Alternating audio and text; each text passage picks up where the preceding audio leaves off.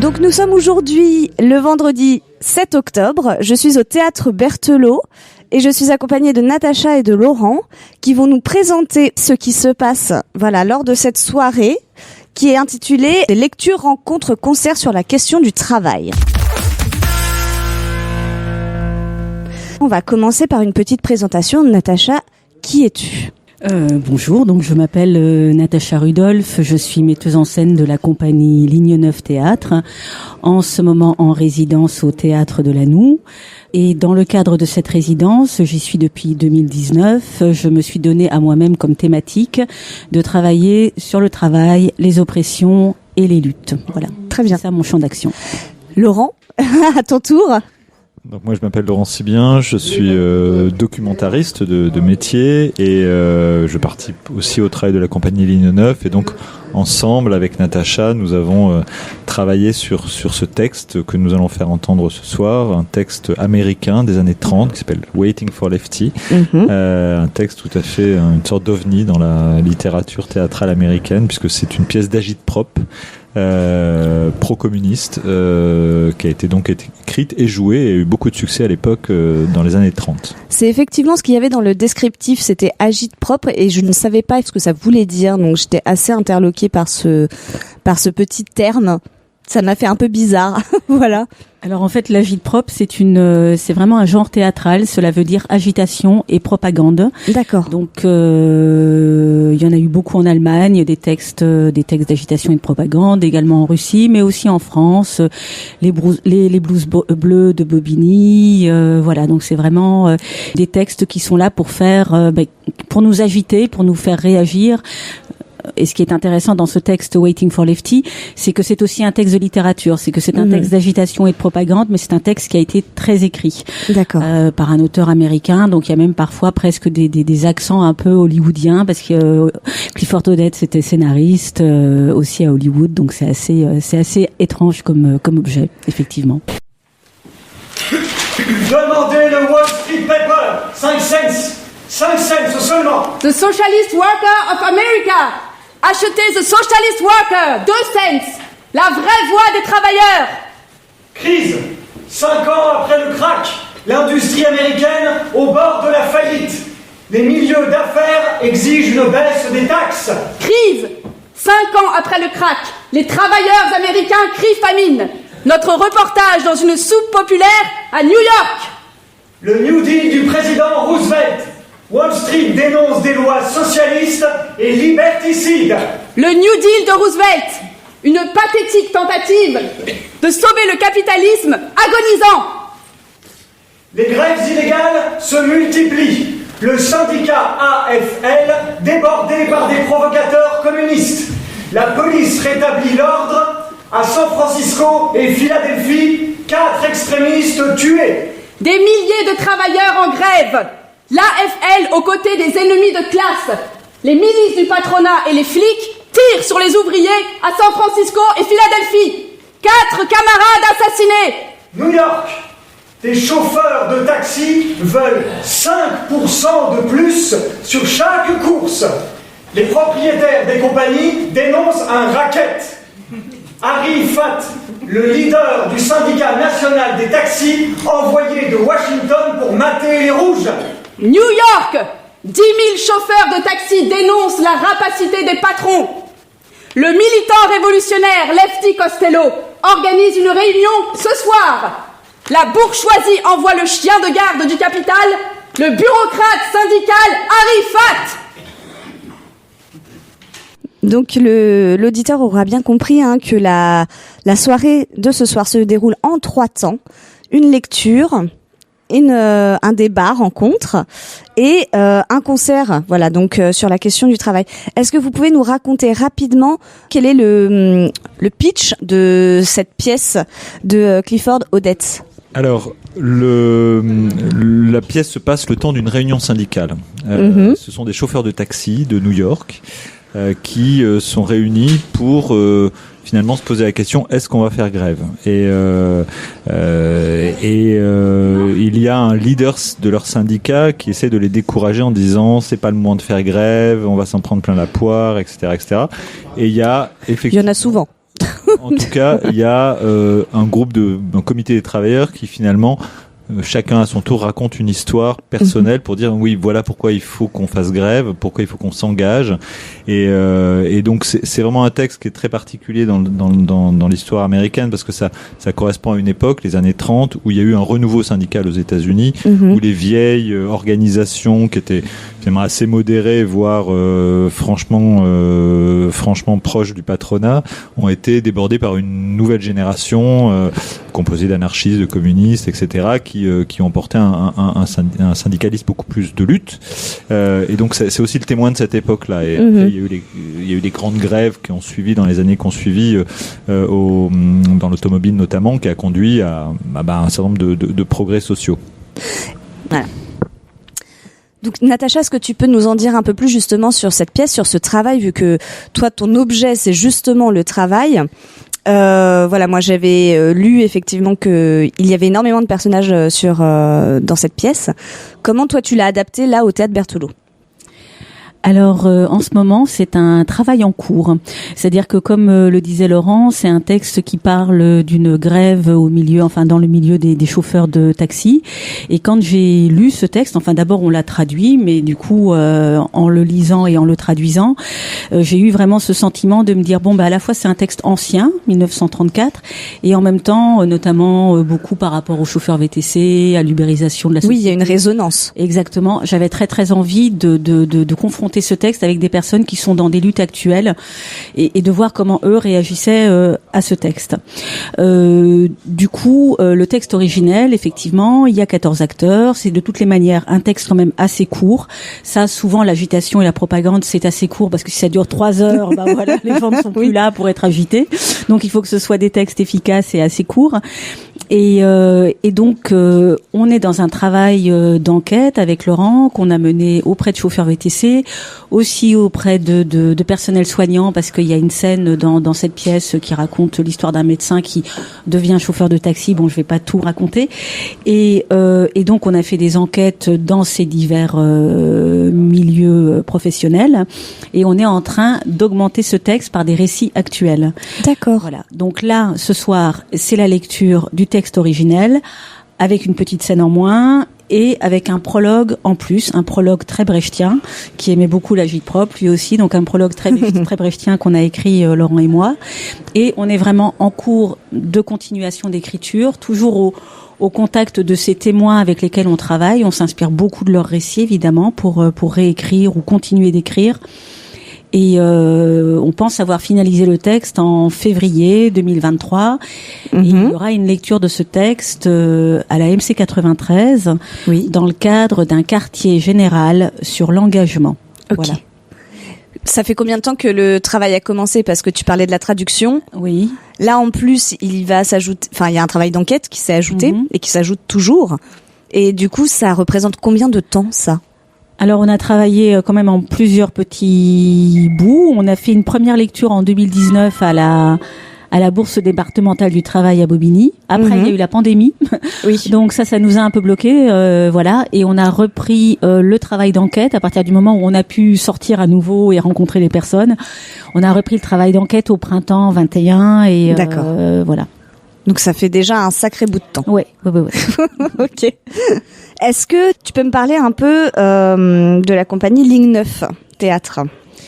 Alors, très rapidement, on l'a présenté brièvement. C'est une compagnie montreuilloise, comme son nom l'indique. Voilà, Ligne 9 Théâtre. Nom choisi parce que je trouve que le théâtre est un transport en commun. Moi, c'est vraiment quelque chose que j'aime. Oui. C'est le mélange des genres, le mélange des textes. C'est aussi pour ça que je travaille avec des professionnels et des non-professionnels. Je trouve ce mélange est toujours extrêmement riche et porteur. Donc, on a créé la compagnie en 2001. On a souvent joué au Berthelot, voilà, on a beaucoup travaillé sur Montreuil, mais pas que à Montreuil, aussi ailleurs évidemment. Depuis 2019, on est en résidence au Théâtre de Lanoue, où on continue notre travail dans ce quartier et en élargissant aussi. Et ce soir, 10 comédiens sur scène, c'est ça, hein ? 10 comédiens sur scène, absolument. Ok. Je ne suis pas du genre civilisé, Mr. Payet.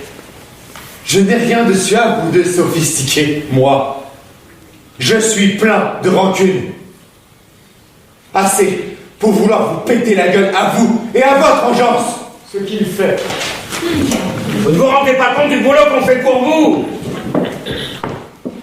Ça va pas nous faciliter la tâche si vous ouvrez vos gueules comme ça. Bon Dieu, les gars, est-ce qu'il y en a un qui a mis le nez dans ces dossiers à part moi? Regardez comment ça se passe dans votre branche. Il y a 3 mois, les tacos ont manifesté à Philadelphie.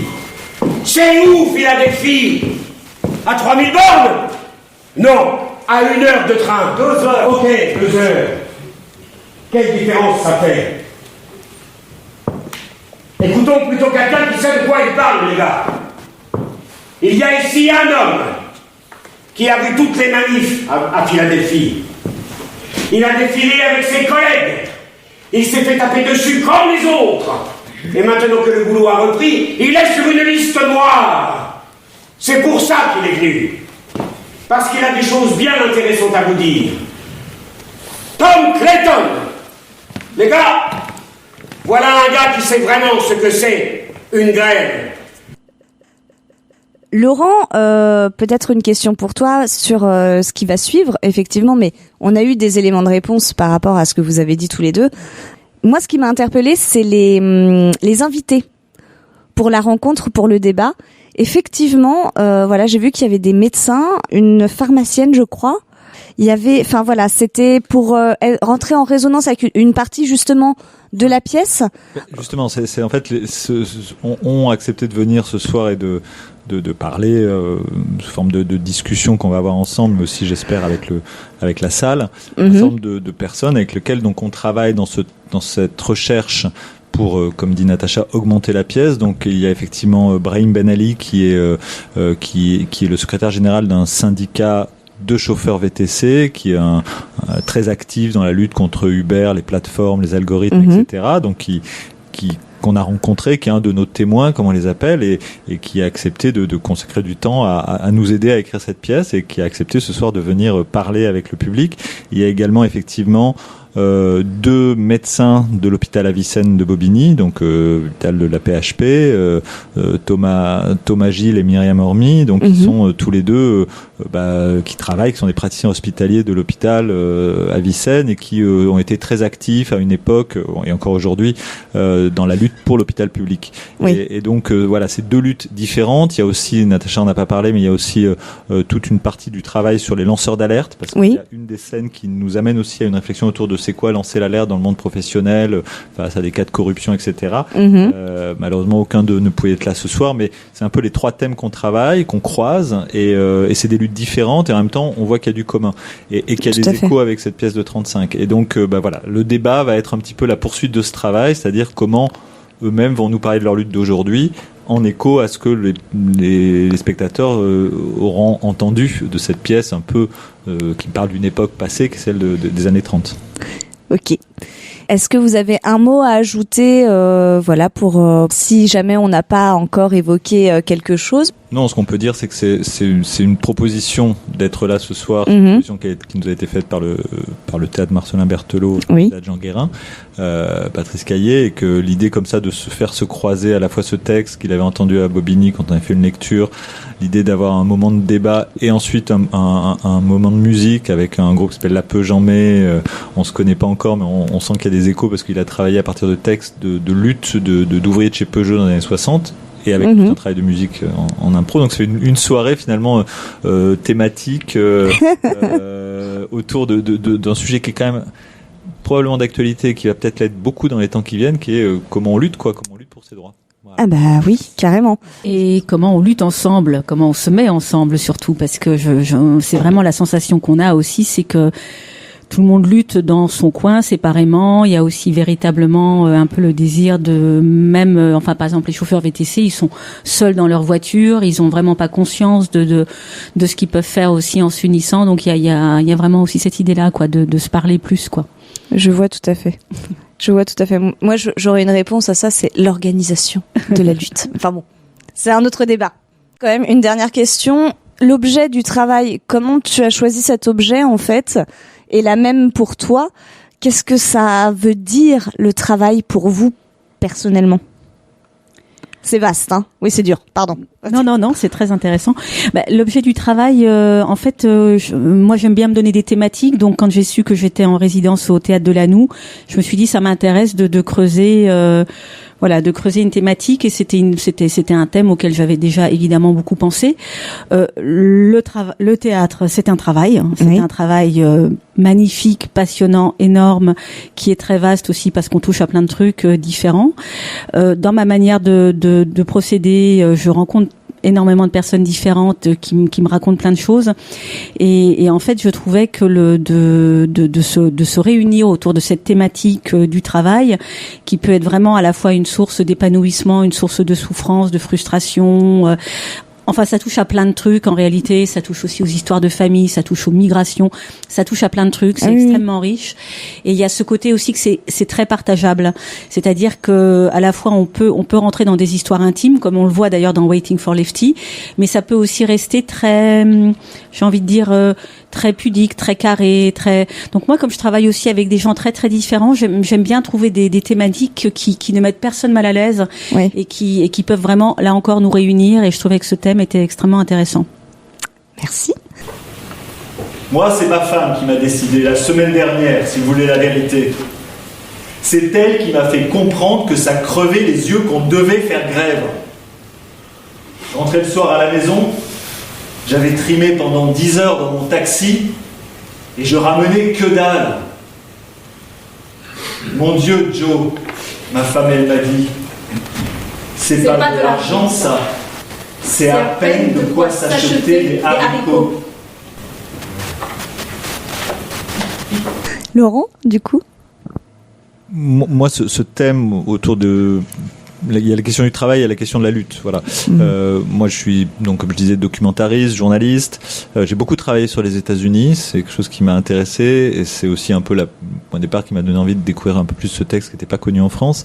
Donc, pour moi, la première curiosité, c'est une curiosité sur la nature de ce texte qui parlait du monde syndical et de comment on lutte dans un pays comme les États-Unis qui est très différent de la France. Après, évidemment, c'est aussi un travail d'être journaliste. Bien sûr. Et ce sont de toute façon des thèmes qui n'ont jamais disparu de nos sociétés. Voilà, donc et qui sont, enfin, quand on fait des films, par exemple, les gestes du travail, c'est quelque chose de fondamental à comprendre et à percevoir et qui disent beaucoup des humains. Donc voilà, c'est tout à fait dans cette lignée-là et ça reste un endroit de lutte, évidemment, de première importance. Bah écoutez, merci. Je pense que les auditeurs auront entendu qu'on était effectivement dans le théâtre Berthelot avec, bien évidemment, les petits sons qui vont avec. Je vous remercie tous les deux de m'avoir accordé un peu de votre temps juste avant la représentation et juste avant cette soirée. J'espère qu'il y aura énormément de monde, beaucoup de succès et surtout qu'on va vous retrouver en février 2023. Avec cette pièce finalisée, montée, cette enquête terminée en tout cas, même si je crois, comme tu le disais Laurent, ça fait partie de notre société et ça n'est jamais vraiment fini. Voilà, il y aura toujours à dire et il y aura toujours des luttes. En tout cas, merci à vous deux. Bonne soirée.